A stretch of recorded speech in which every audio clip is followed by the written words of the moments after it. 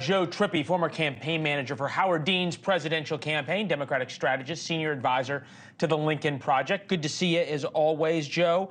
Good to be with you. Have you been surprised by how violent, virulent, whatever you want to use, strong the response has been to Biden's decision over the past 24 hours?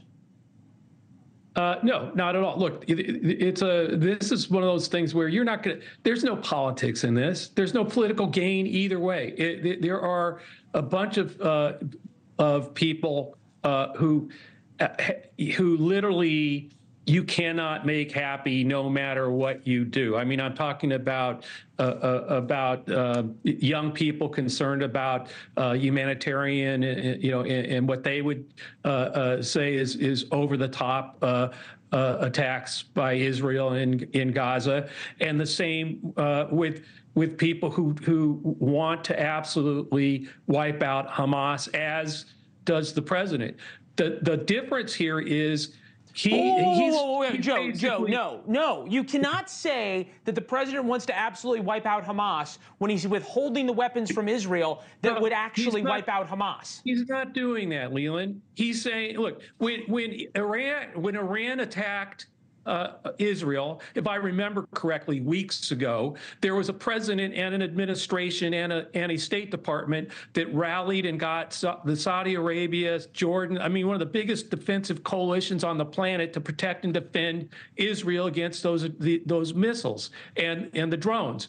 What he's saying— First of all, you're conflating two things here. You're all of a sudden conflating the defense of— No, yes, you are. You're conflating the defense of Israel with trying to wipe out Hamas, and you're telling me you've still not answered the question. How is President Biden saying he wants to wipe out Hamas when he's keeping weapons from Hamas?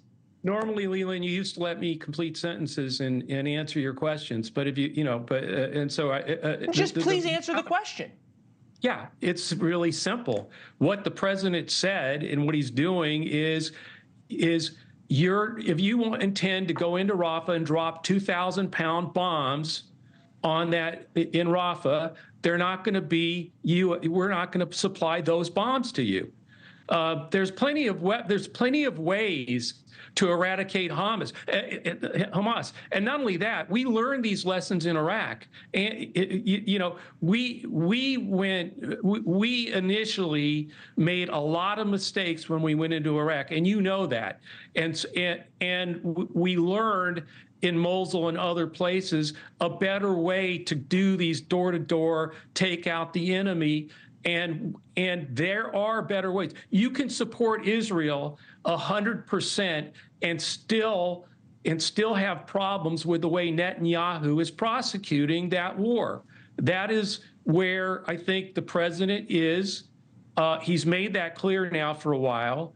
And you may disagree with it. There may be people. Your last guest, the ambassador, sits there, starts the whole thing saying he did this for political reasons, and then says, but he's getting his butt kicked because he's losing all kinds of votes with Jews. You said the same thing. How the hell? You can't have it both ways. No, I started this whole conversation saying this is not, no one is doing anything there for political reasons. There is no way to turn this into a political win. Somebody is going to be unhappy. Maybe both sides will be unhappy with the president, but it's not because he's trying to get votes. That, I think, is complete BS. And I don't care who you put on to say that. I will still Joe, I respectfully, I've let you now talk for 2 minutes uninterrupted. So I understand what your position is. President Biden, we played the sound bites back-to-back, 2010, 2014.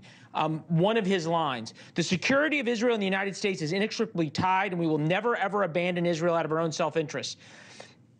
Progress occurs in the Middle East when everyone knows there is simply no space between the United States and Israel. President Biden wants progress in the Middle East, yet he just created enormous space between himself, between the United States and Israel.